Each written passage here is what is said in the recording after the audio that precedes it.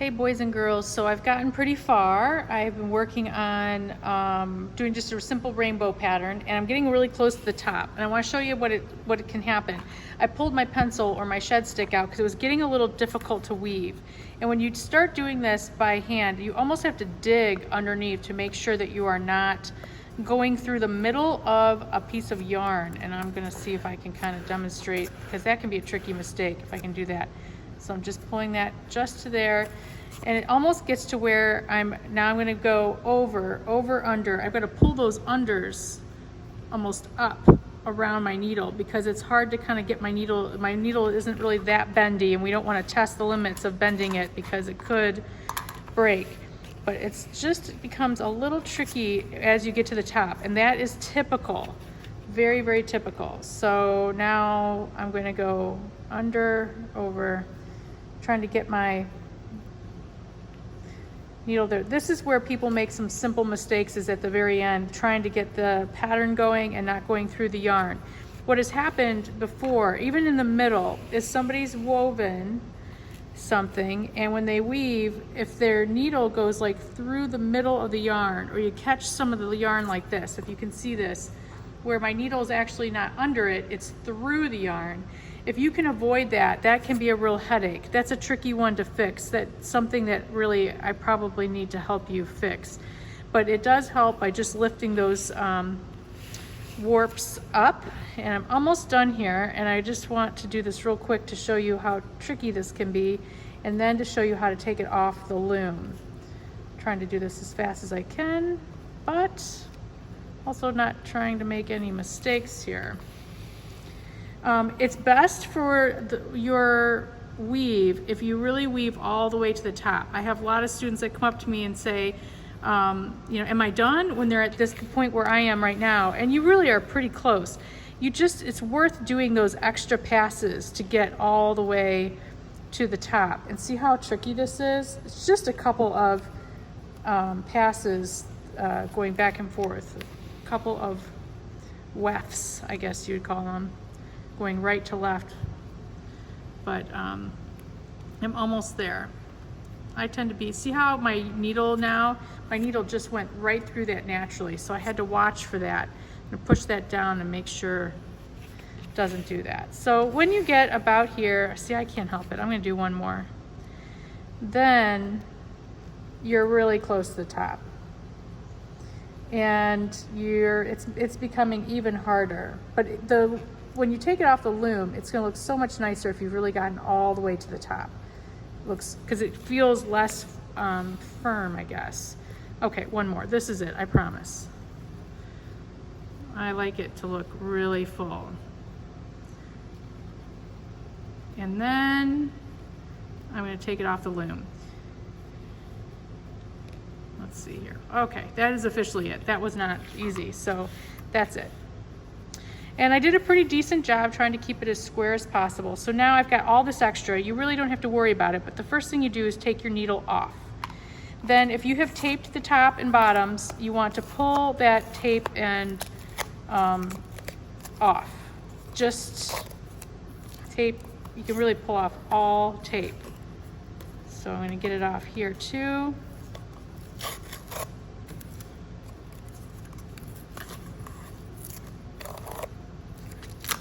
And then I'm going to pull off the tape off the back too.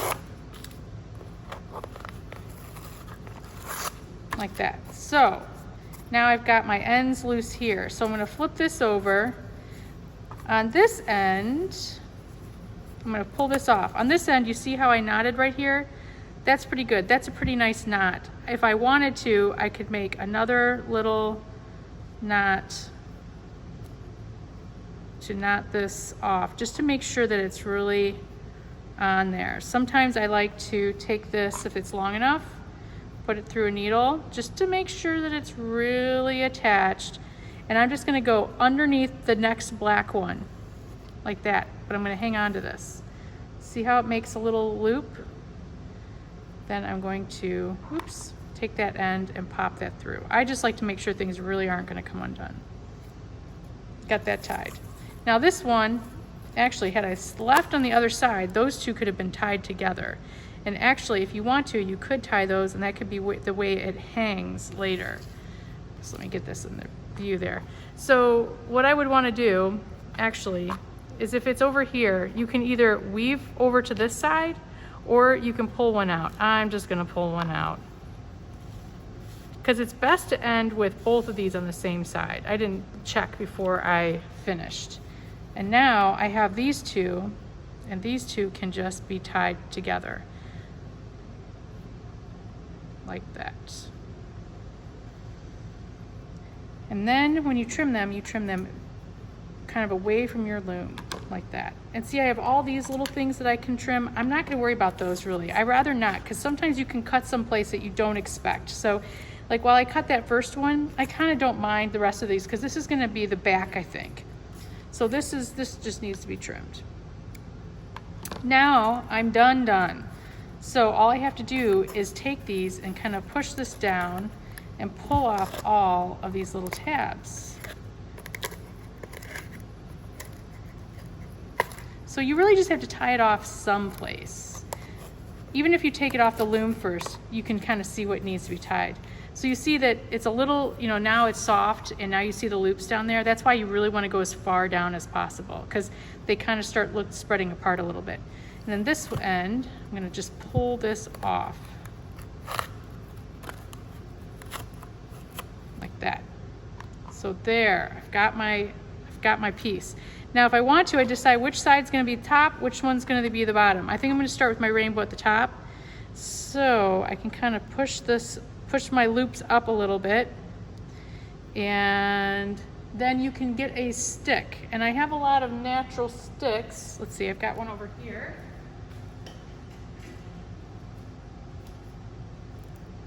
Let's see. Got a natural stick like this. So I'm just going to fish it through each loop at the top. And then you just want to kind of, once you get it through, you just kind of have to monkey with the rest, I guess, which is just kind of shift some things around. So I've got this loop here too that I want to make sure I get in there, even though it's kind of got the red on there. Slide it over. That looks nice at the top. You can kind of push some of your weft up.